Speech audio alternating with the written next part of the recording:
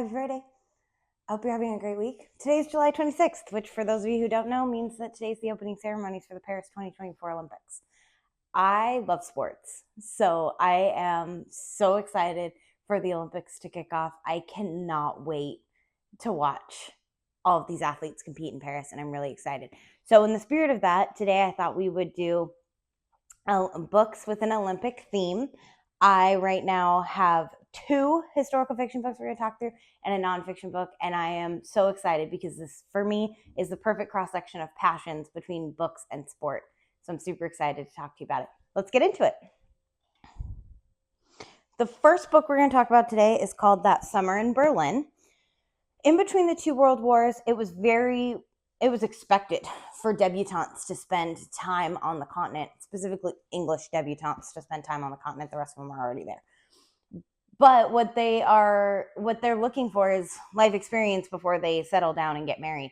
And Berlin was hopping during the 30s. After Hitler's rise to power, they were trying to make it not so obvious all of the horrible things that they were doing, and were trying to hide that from the world, specifically with the Olympics coming up in 1936. Prior to Hitler's rise to power, they were granted the 1936 Olympics, and he wanted to cancel. But they obviously did not, and he used it as propaganda to show the world that Germany was not a terrible place, despite what they were potentially hearing in their newspapers. And they took the time to invite the world in and use it to demonstrate how safe and clean and welcoming Berlin was, but obviously as 100% a facade.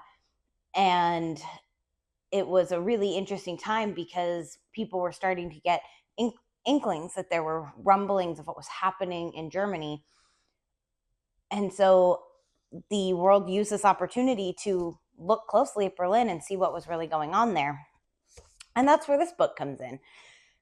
The main character in this book is by Licia Cornwell, and the main character in this book, she is a photographer, and she goes on holiday with her sister, and the idea is that she's there to take pictures of Berlin and the 1936 Summer Games.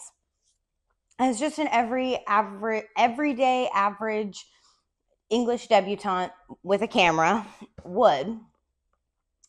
But she's also there to take pictures of things that maybe an English debutante wouldn't normally see.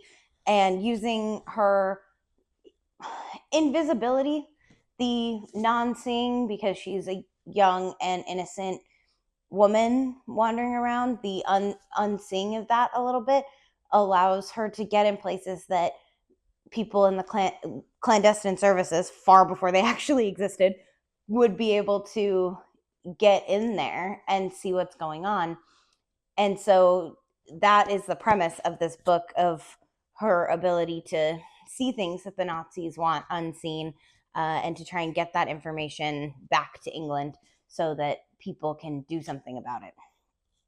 It is set during the backdrop of the 36 Olympics, which is really fun because it weaves together the fun things that are happening around the games in celebration of world sports and cooperation and all of the wonderful things that the Olympics symbolizes, but also this backdrop of what, as somebody reading the book 100 years later, knows what is coming after everyone leaves Berlin.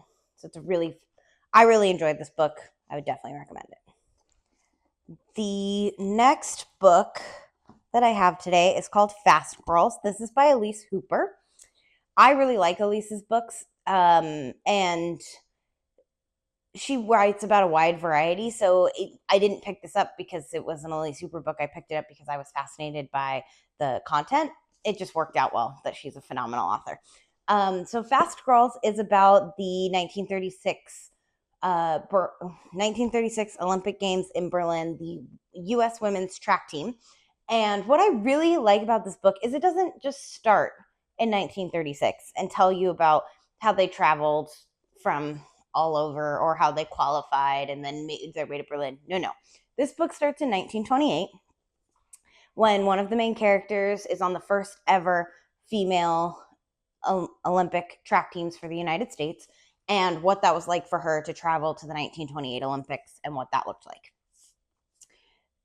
And then what happens to her in the intervening years between 1928 and 1936, and how the rest of her relay team, because it's about one of the relays, how that all comes together and what they have to overcome in order to get all the way to Berlin in 1936.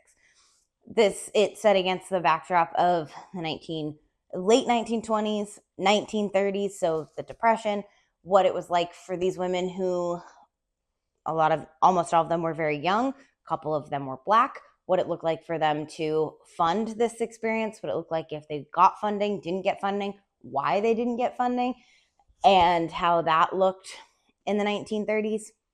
And it was just a really fascinating read on all of these different perspectives of what it takes to go win a medal in the Olympics.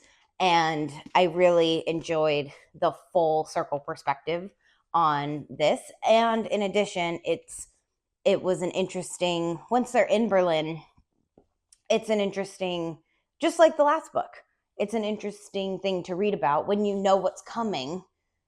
10 years later, Berlin's cut in half. So it's a fascinating thing to be reading about what Berlin was looking like, the parties they were throwing, what they're trying to not let people see. It's fascinating to then have that just juxtaposition with bombed out buildings that will be there in less than 10 years. So it's a really interesting read, especially with 100-year back perspective. And this book has plenty of 1936 celebrities like Jesse Owens that pop up across the book. And I really enjoyed it and would definitely recommend it, especially if you are a big sports fan and specifically like the Olympics, as I do.